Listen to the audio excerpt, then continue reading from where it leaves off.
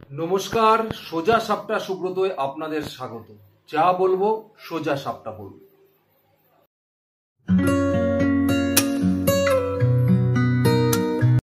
আগামীকাল মহালয়া, পিতৃপক্ষের শেষ দিন। পরের দিন শুক্লা প্রতিপাদে দেবীপক্ষের সূচনা হবে এবং পরবর্তী 15 দিনই দেবীপক্ষ থাকবে কোজাগরী পূর্ণিমা অবধি। দেখুন, বাংলাদেশে হিন্দু নির্যাতন চলেই যাচ্ছে, কোনো বিরাম নেই। শেখ হাসিনা থাকার সময়ও হিন্দু নির্যাতন হয়েছে, কিন্তু শেখ হাসিনা চলে যাওয়ার পরে তা যেন মাত্রা ছাড়িয়েছে। কাল মহালয় হলেও দুর্গাপুজো আর একটা সপ্তাহ বাকি। এখনো পর্যন্ত বাংলাদেশের হিন্দুরা দোলাচলের মধ্যে আছে, তারা দুর্গাপুজোটা করতে পারবে কি পারবে না। কারণ তারা প্রতিনিয়ত দেখছেন জামাতিরা, উগ্রবাদীরা বারবার সেখানে মিছিল করে জানান দিচ্ছেন যে মূর্তি পুজো, দুর্গাপুজো করা যাবে না। ইসলামের শত্রুদের দুর্গা পুজো করতে দেব না। তার সঙ্গে সঙ্গে হাত মিলিয়েছে সেখানকার প্রশাসন।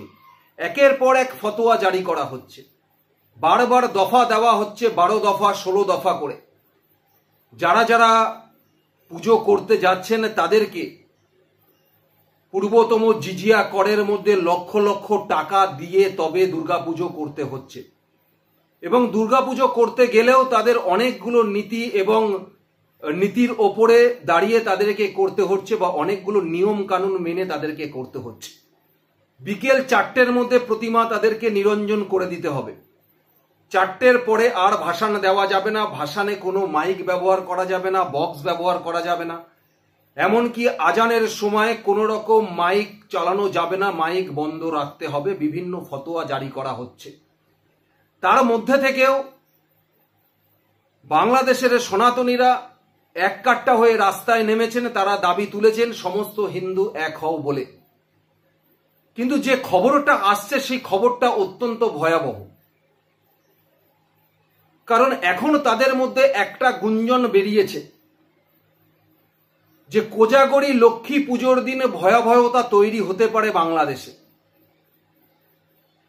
যেটা 1946 সালে হয়েছিল নোয়াখালীর দাঙ্গা।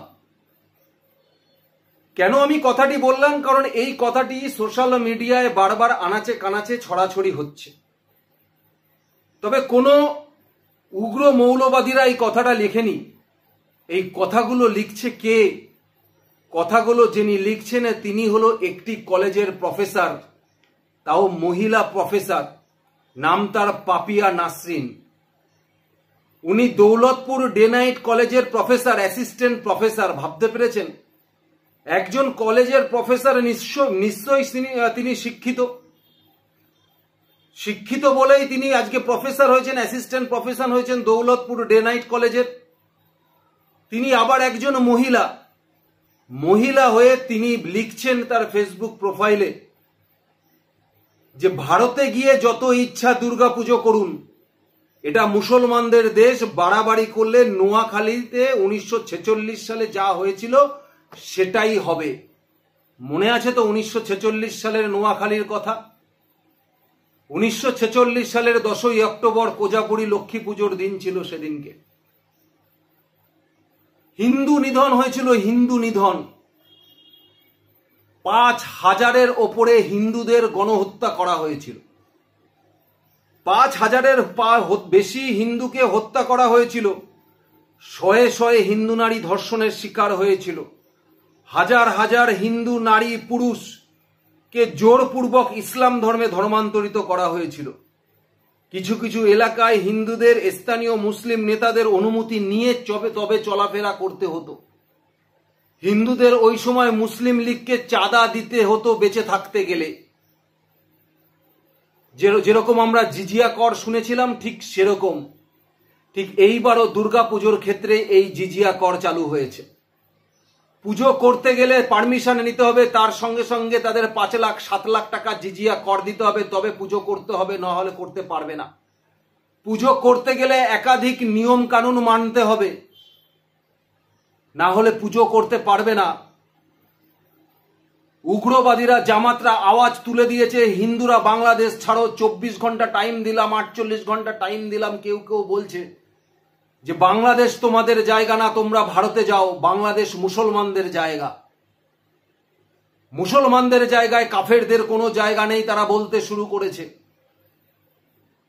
যখন এলিট ক্লাস, শিক্ষিত শ্রেণী, যিনি একজন প্রফেসর তাও আবার মহিলা, তারা যদি এই ধরনের প্রচার করেন যে পুজো করতে হলে ভারতে গিয়ে পুজো করো, বাংলাদেশ ইসলামিক দেশ, এখানে পুজো করা যাবে না, যদি পুজো করতে যাও তাহলে 1946 সালের মতো নোয়াখালী এখানে ঘটবে। কোথায় যাচ্ছে সমাজ? কোন পরিস্থিতি বাংলাদেশের বুকে দাঁড়িয়ে আছে? সেখানে দাঁড়িয়ে ভারতবর্ষের এলিট সমাজ তারা রাস্তায় নেমে প্যালেস্টাইনের পাশে দাঁড়াচ্ছে, প্যালেস্টাইন দিবস পালন করবেন। বামপন্থীরা একবারও বাংলাদেশের সংখ্যালঘুদের কথা, বাংলাদেশের হিন্দুদের কথা কেউ বলেছেন? তাদের জন্য কেউ রাস্তায় নেমেছেন? আজকে ভারতবর্ষের সংখ্যালঘুদের তো মাথায় করে রাখা হয়েছে, তাহলে বাংলাদেশের সংখ্যালঘুদের জন্য কেন ভারতবর্ষের সংখ্যালঘুরা আপনারা রাস্তায় নামবেন না? আপনারা কোনো কথা বলবেন না? বাংলাদেশে যেরকম ভাবে সংখ্যাগুরুদের বাঁচার অধিকার আছে, সংখ্যালঘুদেরও বাঁচার অধিকার আছে, ওটা তাদেরও দেশ। মুসলমানদের ওখানে যেরকম বাঁচার অধিকার আছে সেরকম হিন্দুদেরও ওখানে বাঁচার অধিকার আছে। কেন তাদের উপরে নির্যাতন করা হবে, নিপীড়ন করা হবে? দিনের পর দিন সেখানে অত্যাচারিত হচ্ছে, মহিলারা ধর্ষিত হচ্ছে, ধর্মান্তকরণ হচ্ছে। আজকে হিন্দুদের দেওয়ালে পিঠ ঠেকে গেছে, তারা রাস্তায় নেমেছেন। আজকে হিন্দুদের একতাই হলো হিন্দুদের বল, হিন্দুদের পাশে কেউ নেই। ভারতবর্ষে একমাত্র বিজেপি সরকার ছাড়া হিন্দুদের পাশে কেউ নেই। তাই হিন্দুদের লড়তে গেলে নিজেদের মধ্যে একতা তৈরি করতে হবে, একতা তৈরি করতে হবে। বাংলাদেশের অবস্থা দেখে আপনারা শিখুন, বাংলাদেশের পরিস্থিতি দেখে আপনারা শিখুন। আজকে সেখানকার প্রশাসন গিয়ে বলছেন যে বিকেল বিকেল ভাষণ দিয়ে দিতে হবে, তার কারণ যদি কোনো অপ্রীতিকর ঘটনা বলে ঘটে প্রশাসন তার দায়ভার নেবে না। বুঝতে পেরেছেন? যে সমস্ত হিন্দু ছেলেদের উপর প্রতিশোধ নেওয়া বাকি আছে তাদের নামে ফেক অ্যাকাউন্ট করে নিজেরা ইসলাম ধর্ম সম্পর্কে উল্টো পাল্টা লিখে আজকে তাদের বাড়ি আক্রমণ করে তাদেরকে হত্যা করা হচ্ছে। বাংলাদেশে হত্যা করা হচ্ছে তাদেরকে রীতিমতো বাংলাদেশে। বুঝতে পেরেছেন পরিস্থিতি? তাদেরকে বলার সুযোগও দেওয়া হচ্ছে না যে তারা অপরাধী নয়। তাদের ফেক অ্যাকাউন্ট তৈরি করে এটাকে লেখা হয়েছে, বানানো হয়েছে। বাংলাদেশে হিন্দুরা দাঁড়িয়ে এখনো বলছে আমরা সব ধর্মকে সম্মান করি, আমরা চাই সব ধর্ম মিলেমিশে এখানে থাক। কিন্তু বাংলাদেশে উগ্রবাদীরা, জামাতরা হিন্দু নিধন শুরু করেছে। সুতরাং এলিট ক্লাসে প্রফেসর হয়ে একজন মহিলা হয়ে তার প্রোফাইলে যদি এই ধরনের কথাবার্তা ঘুরে বেড়ায় তাহলে এটা একটা বড় প্রশ্নচিহ্নের মুখে দাঁড়িয়ে যাচ্ছে যে এবছর লক্ষ্মী পুজোর দিন বাংলাদেশে কি হতে চলেছে, কি হতে চলেছে বাংলাদেশে লক্ষ্মী পুজোর দিন। তলে তলে কি পরিকল্পনা এরা করে রেখেছে। তাই বাংলাদেশের হিন্দু সমাজকে, বাংলাদেশের সংখ্যালঘুদের, বাংলাদেশের সনাতনী ভাই বোনেদের বলবো, সবাই একসঙ্গে প্রস্তুত হন। আপনারা সবাই সংঘবদ্ধ থাকুন, লড়াইয়ের জন্য প্রস্তুত হন।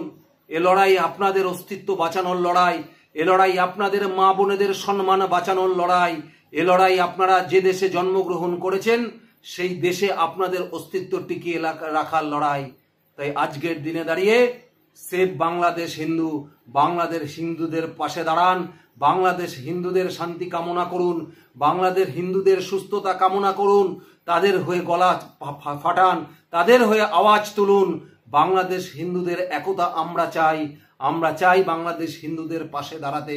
তাই যারা যারা আমার এই প্রতিবেদন শুনছেন তারা সবাই কামনা করবেন বাংলাদেশ হিন্দুদের সেফটি অ্যান্ড সিকিউরিটি, সবাই কামনা করবেন, সবাই চাইবেন বাংলাদেশ হিন্দুদের পাশে থাকার জন্য। তাদের আশীর্বাদ করুন যাতে তারা ঐক্যবদ্ধ হয়ে এ লড়াই তারা লড়ে যেতে পারে। এই কথা আমি আপনাদের বলতে চাই।